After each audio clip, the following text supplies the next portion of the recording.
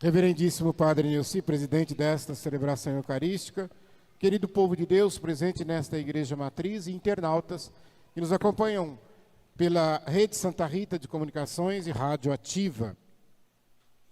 Como o Padre já lembrou no início da Santa Missa, hoje nós iniciamos o mês de setembro, que na nossa Igreja é considerado o mês da Bíblia. Todo dia é dia da Bíblia. Todo dia é o dia de ler Bíblia, de meditar a palavra de Deus. Mas a Igreja quis colocar um mês específico para que pudéssemos nos debruçar com mais atenção e pudéssemos fazer um momento especial para a palavra de Deus. E também porque no dia 30 de setembro nós celebramos a memória de São Jerônimo.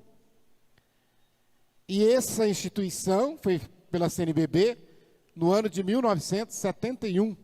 Então já muitos, mais de 50 anos já. Mas qual que é a importância de nós olharmos para a palavra de Deus e de se fazer uma pergunta para vocês? Quem veio primeiro? A Bíblia, o livro, ou a igreja? Quem veio primeiro? A igreja. A igreja vem primeiro. Se nós olharmos na própria Escritura, o diálogo de Jesus com Pedro: tu és Pedro, e sobre esta pedra edificarei a minha igreja. Jesus usou a palavra igreja naquele momento. Então Jesus tem uma igreja, Jesus fundou uma igreja, não adianta negar. E esta igreja somos nós, povo de Deus. E esta igreja é que pela autoridade recebida de Cristo, num outro diálogo com Pedro, quando ele diz: tudo que você ligar aqui na terra, eu vou ligar lá no céu. E o que você desligar na terra, eu desligo no céu. Então é a igreja que tem autoridade para dizer: este livro é canônico, ele faz parte da Bíblia e esse não faz. Foi a igreja quem montou a Bíblia, foi a igreja quem imprimiu e foi a igreja que espalhou para o mundo todo a palavra de Deus. E através de São Jerônimo, que eu falei para vocês, dia 30 de setembro, ele fez a tradução, porque vocês sabem que a Bíblia foi escrita em aramaico e grego, e ele fez a tradução desses textos todos para o latim. E nós sabemos que o latim é a língua mãe do português, do francês, do espanhol, do italiano, do romeno. Então, ou seja, e aí foi se espalhando para todo mundo e sendo traduzido em outras línguas a palavra de Deus. E a nossa igreja, ela tem, quando nós olhamos a sua fé católica, ela é alicerçada em é um tripé, 3 alicerces. É um tripé. E que é este tripé? O primeiro é a palavra de Deus. A nossa fé está alicerçada na palavra de Deus. Depois nós temos um outro tripé, que é a tradição apostólica. A tradição que vem dos apóstolos. Nós havemos de convir que nem tudo está escrito na Bíblia. E a própria Bíblia diz: se fosse escrever tudo o que Deus fez, aqui na Bíblia não haveria livros no mundo que comportaria tudo. Isso está escrito aqui. O próprio livro do Apocalipse acrescenta isso. Então nós temos a tradição apostólica, ou seja, a tradição que vem dos apóstolos. Ou seja, além desse alicerce da palavra de Deus, o que é que os apóstolos dizem? O que é que eles ensinam? Eles fizeram o primeiro catecismo da Igreja Católica, de Daquê. Então ali eles vão ensinando aquelas coisas que não estão aqui na Bíblia como faz. A Bíblia diz: tem que batizar com água. Só diz isso, mas não diz como é que batiza, qual que é a fórmula, o que fala. Então vem aí a tradição dos apóstolos que nós recebemos, que dizia: os apóstolos faziam assim. Por que os apóstolos? Porque eles foram os escolhidos de Jesus. E nós temos uma outra, então quando nós falamos de tradição, essa tradição é apostólica, vem dos apóstolos. Não é tradição de família, não é tradicionalismo, não é tradição qualquer.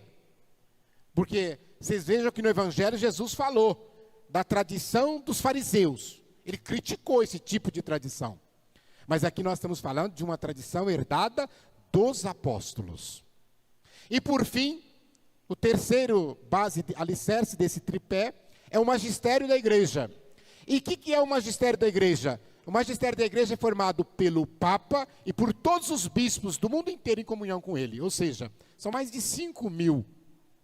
Porque na igreja católica nós não temos interpretação livre da Bíblia. A igreja católica, a palavra de Deus é interpretada pelo seu magistério e que depois ensina a nós. O magistério da igreja é que vai dizer quando surgem dúvidas de como devemos fazer isto ou aquilo. Eu vou falar uns exemplos meio bestas, parece, mas se perguntassem para vocês, nós cristãos católicos, de acordo com a Bíblia, podemos andar de avião? Pode ou não pode? Onde está escrito na Bíblia que pode? E onde está escrito que não pode? Então tem que ter alguém para dizer. Alguém fala assim, mas se não está proibindo, então a gente pode fazer. Onde está escrito na Bíblia que homofobia é pecado? Não está, tem que ser o magistério dizer. Então, a gente precisa respeitar esse magistério. E a gente olhando para a primeira leitura, nós vemos aqui que Moisés faz uma espécie já desse magistério, porque ele diz assim, para que eles observem os compromissos, essa tradição, para que eles não esqueçam do que Deus fez com eles. E Moisés já estava preocupado, porque naquela época não tinha nada escrito não. Quando eu falei para vocês que foi a igreja que compilou tudo, porque tem gente que pensa que Jesus estava caminhando do lado do lago de Genezaré, e tinha alguém com uma folha e uma caneta escrevendo. Agora Jesus encontrou um cego, agora ele vai curar o paralítico. Não foi assim. As coisas aconteceram e elas foram sendo faladas verbalmente, de pai para filho, de geração para geração. E isso se passou, se você pegar o mais antigo escrito da Bíblia e depois o mais novo, você vai ver que temos 1.350 anos de distância um do outro. Então, Moisés estava preocupado porque eles já estavam mudando alguma coisa. E é por isso que ele vai chamar a atenção. Nós devemos observar os mandamentos, cumprir, não adulterar as leis.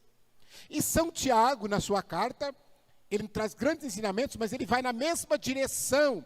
Não basta ouvir a palavra, é preciso colocar em prática, é preciso viver a palavra que você ouviu. Quando o apóstolo diz, qual é a verdadeira religião? Está aqui em Tiago. É que olheis para os pobres, para as viúvas, para os necessitados, e que observeis a minha palavra. E a gente diz assim, guardar a palavra significa observar, seguir, cumprir, se submeter. É isso que nós devemos olhar quando o apóstolo Tiago está a dizer isso. Então, toda essa liturgia nos leva hoje, nesta liturgia de hoje, a olhar o que no Evangelho Jesus quis chamar a atenção dos fariseus. Jesus no Evangelho vai dizer para eles, e se vocês prestarem atenção, todos os evangelhos dessa semana falavam na mesma direção. Teve um dia da semana que Jesus dizia assim para eles, vocês são tão hipócritas que vocês conseguem engolir um camelo e fica fazendo questão do mosquito. De medo de engolir mosquito, acaba engolindo um camelo. Jesus também vai chamá-los de sepulcro caiado. O que é sepulcro caiado? Vocês não sabem, vocês são novinhas, né? Sepulcro é sepultura, é onde enterra as pessoas. E quando a gente falava o caiado, por quê? Porque as pessoas depois que enterravam, passava um tempo, e lá passava aquela mão de cal, branquinho, né? E aí quando o sol bate naquilo, até dói a vista de tão branco que é. Bonito, limpinho. O que tem lá dentro? O que tem dentro de um sepulcro, de uma sepultura, de uma cova? Tem podridão, tem a corrupção da carne, tem um monte de bicho comendo lá. O fedor. É isso que tem lá dentro. Então, quando Jesus fala, vocês parecem sepulcros caiados, Jesus está dizendo, porque por fora vocês é tudo bonitinho, mas por dentro vocês estão cheios de pecado. Por dentro vocês estão um fedor também. Então, quando Jesus faz essa crítica hoje também, ele está dizendo para ele: vocês estão apegados às tradições. Até Isaías já falava: vocês são tão hipócritas. Porque apega numa leizinha, porque tem que fazer isso, porque tem que fazer aquilo. É claro que algumas coisas nós devemos sim observar, mas eu não posso colocar aquilo que é acessório no lugar do principal. Em todas as coisas na nossa vida, nós temos aquilo que é o principal. E depois tem os acessórios. Para vocês entenderem melhor, eu vou usar um exemplo. Imaginem se você vai comprar um veículo, um carro. Você chega lá na concessionária, estão loucos para vender. Vem 4, 5 vendedores em cima de você. Aí você fala assim: eu queria um carro. Aí a pessoa fala: como é esse carro que você queria? Aí você fala: eu queria na cor branca. Se não for branco, eu não quero. Eu quero que tenha ar-condicionado. Aí o vendedor vai mostrando: olha aqui esse ar aqui, olha, última geração, olha. Nossa, tá geladinho mesmo, porque esse calor tá uma beleza, é isso que eu precisava. Mas eu quero que tem som aí. Tem lugar de pôr pendrive, minha senhora, pendrive já é antigo, não tem mais. Agora aqui, ó, é tudo eletrônico, Spotify, não sei o quê. Olha que tem um telão, a senhora vai dar ré, a senhora vai ver tudo que está lá atrás, e se chegar pertinho vai buzinar, é uma beleza. Os vidros são tudo elétricos, você aperta o botãozinho, o vidro de trás fecha, você aperta de cá, o vidro de trás, tudo, olha, é tudo uma beleza. E aí eu vou levar. Ela compra o carro e leva. Só que ela esqueceu de olhar se o carro tinha motor. Ela esqueceu de olhar se ele tinha bateria. Ela esqueceu de olhar se o carro tinha câmbio. Então, muitas vezes, essa crítica que Jesus faz é porque nós colocamos aquelas picuinhas, que são coisas acessórias, não que não sejam importantes, um ar-condicionado é importante, mas não é mais importante do que o motor. Então, o que Jesus está querendo dizer? Você vem à igreja, e ele faz essa crítica aqui muito claro, porque ele fala até da hipocrisia. Você vem à igreja, então você sabe que nós devemos fazer uma inclinação profunda todas as vezes que passamos diante do altar, e isso é importante. Você sabe que nós devemos fazer uma genuflexão quando adentramos a igreja, ou na capela do Santíssimo. Você sabe que nós não devemos cruzar as pernas no banco, nós devemos sentar comportadamente, nós devemos nos vestir, tudo isso é importante. Mas Jesus está querendo dizer o seguinte: de nada adianta você chegar aqui na minha igreja, fazer genuflexão, fazer sinal da cruz, fazer aquele monte de coisa, se você está traindo seu marido, se você está roubando na empresa que você trabalha, se você está falando palavrão por onde você passa, se você está vendendo droga. Vocês entenderam o que é o principal que Jesus está chamando a atenção? Porque às vezes tem gente que fica preocupado com essas picuinhas, mas está fazendo um monte de coisa pior por dentro. Não perdoa a mãe, não conversa com o irmão, não conversa com o pai. O vizinho está doente, 20 anos, nunca foi visitar. Então, essa hipocrisia é que Jesus critica nos fariseus. E eu encerro parafraseando um grande jornalista, escritor brasileiro, chamado Lima Barreto. Quem não fugiu da escola já leu alguma coisa dele, já ouviu falar, né? E ele escreveu uma obra chamada Policarpo Quaresma. Aí vocês vão lembrar agora os mais antigos. Hoje eu nem sei se vocês leem livros mais na escola, né? Vocês nunca ouviram falar de Lima Barreto, Policarpo Quaresma, né? Mas vamos lá. Ele usa uma frase para o Brasil, quando surgiu a República. Saímos do Império. E ele olhava o povo brasileiro e ele dizia assim: o Brasil não tem povo, o Brasil tem público. O que ele estava querendo dizer? Estava todo mundo assistindo o que estava acontecendo. Ninguém fazia nada, está só assistindo. Então hoje, quando nós lembramos de uma definição do Concílio Vaticano II para a igreja, que é povo de Deus, igreja é povo de Deus. Lembra aqui de Dom Joviano, de saudosa memória, quando ele ia nas concentrações, ele gritava: povo de Deus, se referindo a todos nós. Nós podemos talvez olhar para a igreja hoje e com muita tristeza e aperto no coração, dizer que também na nossa igreja nós não temos um povo de Deus, nós temos um público de Deus. Porque tem muita gente que está na igreja só assistindo, só olhando, só vendo.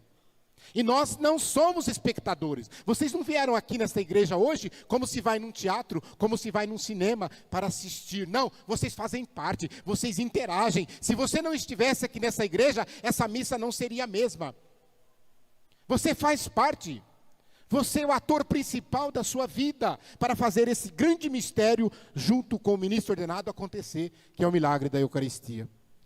Então levem esses ensinamentos de Jesus para o nosso dia a dia e que Ele possa nos permitir que nós mostremos com a nossa vida que somos cumpridores da sua palavra.